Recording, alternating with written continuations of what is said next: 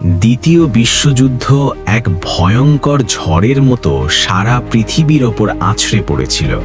সভ্যতার সূক্ষ্ম বন্ধনগুলোকে ছিন্ন ভিন্ন করে দিয়েছিল। 1939 থেকে 1945 প্রতিটি সূর্যোদয় বয়ে এনেছিল ধোঁয়া আর শোকের গন্ধ।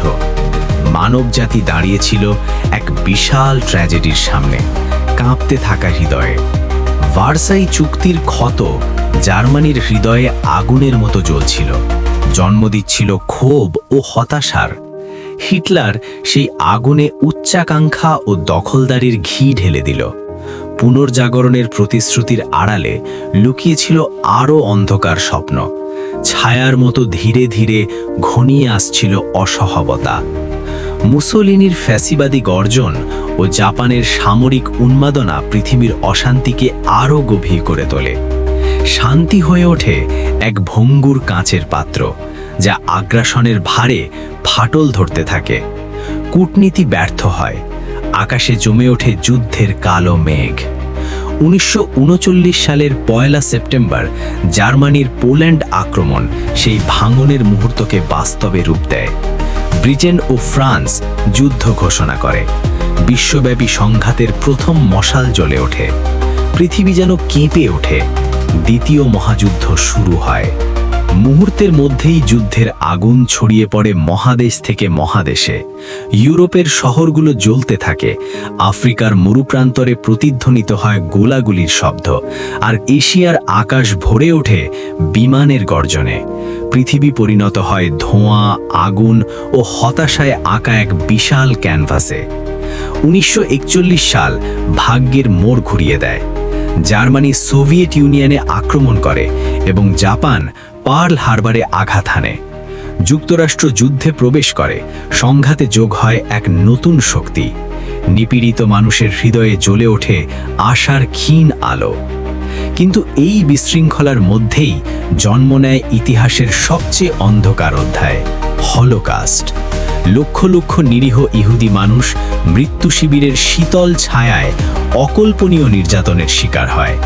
এটি ছিল এমন এক ক্ষত যা সারাতে সময়ও আজও হিমশিম গায়। 1943-44 সালে ইতিহাসের গতি বদলাতে শুরু করে। স্তালিনগ্রাডের বরফ ঢাকা সাহস আর নরম্যান্ডির সাহসী ভোর মিত্রশক্তিকে এগিয়ে নিয়ে যায়। অক্ষশক্তি পিছিয়ে যেতে থাকে, আর দখলকৃত ভূমিতে বসন্তের প্রথম নিঃশ্বাসের মতো ফিসফিস করে শোনা যায় মুক্তির বার্তা। 1945 সালের মে মাসে জার্মানির পতনের মাধ্যমে ইউরোপীয় যুদ্ধের অবসান ঘটে, কিন্তু প্রশান্ত মহাসাগরে তখনও যুদ্ধের বজ্রধ্বনি শোনা যাচ্ছিল। জাপান মরিয়া প্রতিরোধ চালিয়ে যাচ্ছিল, আর পৃথিবী দাঁড়িয়েছিল এক ভয়াবহ প্রকাশের দ্বারপ্রান্তে। হিরোশিমা ও নাগাসাকিতে নিক্ষিপ্ত পারমাণবিক বোমা এমন আগুনের জন্ম দেয় যা মানব চক্ষু আগে কখনো দেখেনি।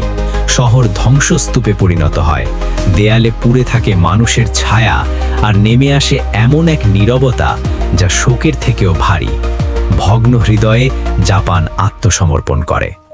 যুদ্ধ শেষ হলেও পৃথিবী রয়ে যায় ক্ষতবিক্ষত, তবু কিছুটা প্রজ্ঞাবান। ধ্বংসস্তূপের মাঝেই নতুন করে গড়ে ওঠে জাতিগুলো, হৃদয়ে বহন করে আশা ও সতর্কতার বার্তা। বিশ্ব ব্যবস্থার রূপ পাল্টে যায়।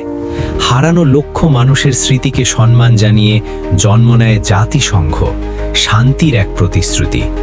এরপর আসে শীতল যুদ্ধের উত্তেজনাপূর্ণ ভোর, যা পরবর্তী দশকগুলোকে প্রভাবিত করে। তবু সমস্ত কিছুর মাঝেও মানবজাতি আঁকড়ে ধরে রাখে যন্ত্রণায় খোদাই করার শিক্ষাগুলো। দ্বিতীয় বিশ্বযুদ্ধ ইতিহাসের পাতায় ফিসফিস করে বলে যায়, ঘৃণা জাতিকে ডুবিয়ে দিতে পারে, আর অন্ধ উচ্চাকাঙ্ক্ষা পুরো পৃথিবীকেই গ্রাস করতে পারে। কেবল শান্তি, সহমর্মিতা ও ঐক্যই মানবতার নাজুক প্রদীপকে জ্বালিয়ে রাখতে পারে।